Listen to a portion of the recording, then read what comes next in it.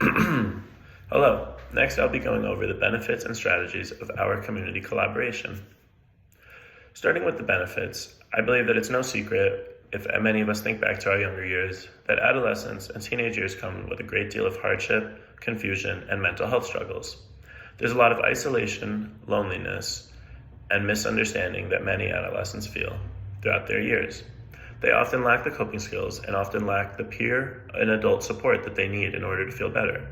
Therefore, we believe that it's imperative for a community collaboration to happen between the school systems and local professionals in order to uplift the adolescents' mental health. As for the strategies, it's pretty simple. The school system will put up flyers and email local professionals, and in turn, the professionals will agree to come in and help out. A big part of what we're doing is engaging the community and helping students gain coping mechanisms to help ground themselves. Integrating this community, as in the local professionals, and the adolescents will create a strong sense of unity and belonging and bonding that we feel like we're lacking. Therefore, we're going to get into the 5 interventions that we're seeking to implement. The first intervention is cognitive behavioral therapy.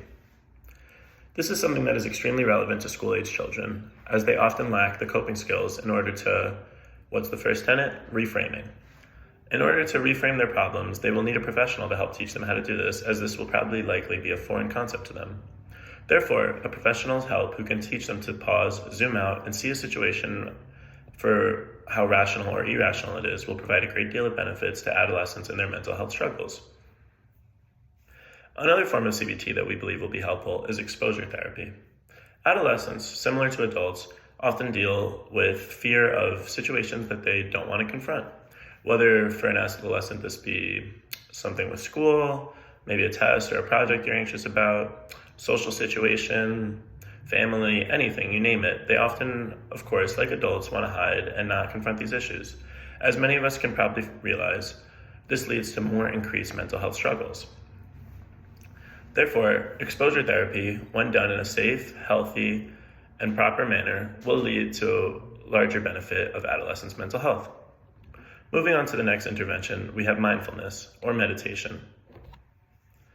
If anyone in the room has tried meditation, you probably know that it can help calm you in a lot of ways for many people. It may not be for everyone, but lots of research does show that it does provide stronger emotional regulation, clarity, and a sense of relief. Moving on to the next intervention, we have yoga. Yoga is seen as beneficial for school-age children because it gets them up and moving. Oftentimes in school, we're sitting for long hours, and this can help to lead to restlessness and an inability to focus. On top of this, yoga improves one's physical health, which, of course, as lots of us know, exercise is beneficial to our mental health and helps us relieve stress.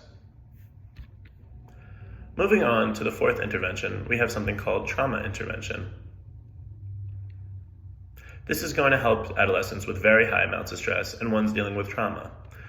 Well, as we may know, reframing is nice. However, if you're dealing with some really real stuff, you may not want to be told to just pause, zoom out, and see the irrationality of it.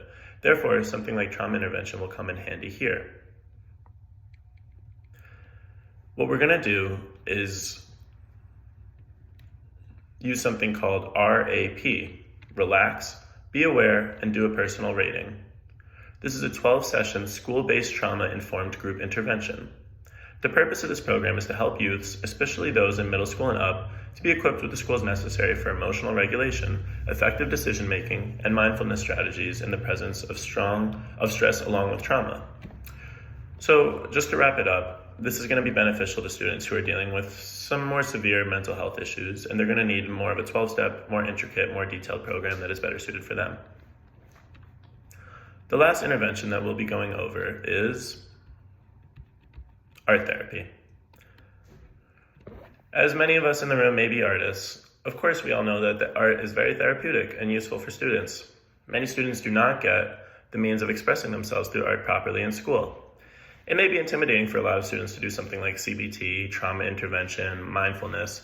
However, a form of art therapy is very useful because they can express what they're going through, get that sense of relief and clarity without having to do it in as direct or a confrontational manner.